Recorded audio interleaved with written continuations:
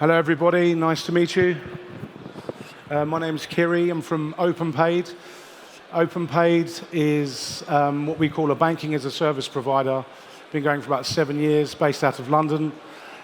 We cover pretty much the entire globe in terms of sending, receiving funds on behalf of our clients. Majority of our customers are some of the largest crypto exchanges in the world, so I think we're quite well positioned to talk about the traditional finance bridge and the crypto bridge. So before we start, really just a short history of what we say the traditional finance and the crypto relationship over the years. Obviously 2009, Bitcoin could be mined or exchanged via peer-to-peer platforms, forums such as Bitcoin Talk. We fast forward slightly to 2010 of March. The first Bitcoin was exchanged for US dollars via PayPal. So that's quite a large milestone, bearing in mind where we've come over the last 12 years. Forward wind slightly more again to say 2014. That's when we started to see the major adoption of several exchanges appearing and becoming front runners in this space, and mainly built on a superior user experience. And having essential to that is obviously having a convenient on and off ramp ability to be able to get funds in and out of their exchanges.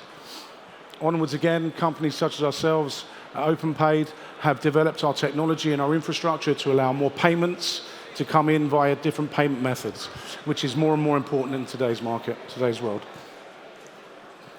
So what's holding cryptocurrencies back essentially from even wider adoption? This is the major question that I think poses predominantly most of the people in the audience and exhibiting today. It's not the crypto ecosystem itself, it's bridging the gulf between the crypto and the fiat worlds. This is where we like to position ourselves. We kind of think of it as two worlds, but essentially it needs to be a bridge to be able to get traditional finance, traditional fiat currency into crypto and back again to be able to off-ramp.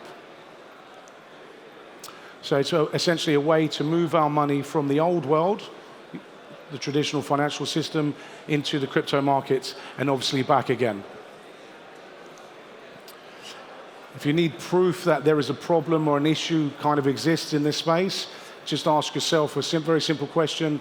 What do you think would be easier, sending some Ethereum to a friend or essentially buying the Ethereum in the first place? For an exchange, it is very difficult receiving customer funds. Traditional banks block payments, block movements, and there are lots of challenges around that. We only have to look in the news, and I'm sure most of us here are aware, banks and crypto have had a very volatile relationship together.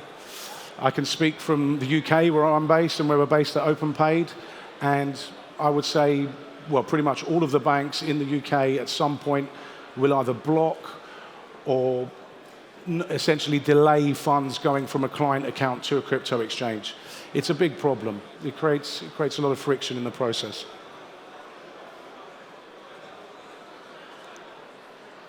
So obviously the payment methods we know about and the way that they're currently funded via card payment. This is the majority of users will obviously use their card to fund the account. The wire transfer is a much cheaper payment method, more cost effective for an exchange to be able to receive funds into the account. And then obviously we have now developed, particularly across Europe anyway, the open banking has been developed, which essentially allows the exchange to pull a payment from the client's bank account, as opposed to having the customer experience being one where they go on to push the payment from their own bank account to the exchange. And there are alternative payment methods as well. Off-ramp, unfortunately, the majority of methods, I guess, that are open to people are actually via the bank transfer to receive money back from the exchange itself. All of these areas will cause friction and are causing a lot of problems with customers' main bank accounts around the world. Here we can see just an example of a fiat and off-ramp diagram, so you can see the complexities and the movement of the funds. Essentially, from the user's bank account, there are three main options. They can either go via their card, a card acquirer. They have the open banking, as I mentioned earlier, which is a very nice method, very well adopted across Europe. The best solution, as we say at OpenPayd, is via the virtual IBAN solution, which essentially is a unique bank account number in the name of the underlying client. This allows seamless funds to flow into the user's bank and over to the crypto exchange's master account. From there, funds can be dispersed pretty much wherever they need to go. So building the right bridge supercharges crypto-native businesses. Essentially, seamless customer onboarding, lower operational risk. The manual processes that used to exist in typical payment methods have now gone. And obviously allows the exchanges, our clients, to have more of a global reach, faster payments arriving into them from their users. It is a two-way street. This is what everyone has to remember. We need both worlds to coexist. Otherwise, there's going to be a problem. So crypto-native businesses need the traditional finance to help drive that adoption. The two cannot be independent of each other. But on the other hand, traditional finance also can learn a lot through the crypto innovations, and a lot of the space is moving at rapid pace, so the two worlds should exist together. So as we're seeing, it is, as I said, a two-way street. We have leading innovators, Tether Circle, for example. They've built significant traction in the stablecoin space. We're starting to see that traditional businesses are wanting and needing more stable coins as a payment method. It's faster, it's cheaper. Funds can move across the globe and in a more frictionless way. For that to happen, the majority of the banking that I just discussed earlier would need to be in place. The virtual IBAN solutions, master accounts on behalf of the exchanges. Once set up, this allows this seamless transfer of funds to flow from the end user into the exchange. And they do need to coexist together. It's a very important role to play between the two. So as I just touched on, stablecoin use cases for the traditional finance. Remittance, that's a classic example. Most people would probably use it for that. The lower fees involved, as I said. Instant settlement, this is key.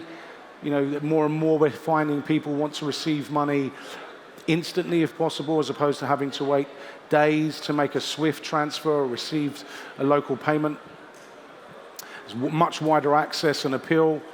There's traditional payments, as I said, lower fees, increased traceability, instant settlement again. Lending is now coming into that, so it can be adopted into that space, higher yields. There is much larger institutional demand, so we're not just seeing it from retail audience, it's coming from institutions, venture capital, private equity. There's much more adoption around this space. So this bridge between the two worlds is only going to become bigger, should only become bigger.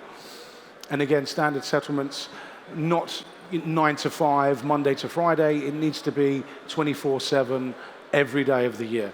This is where the methods that I discussed come in, because funds can move to an exchange instantly, 24/7. Very, very important. So that was short and sweet. I hope you enjoyed that today. And yeah, thank you for listening. Thank you.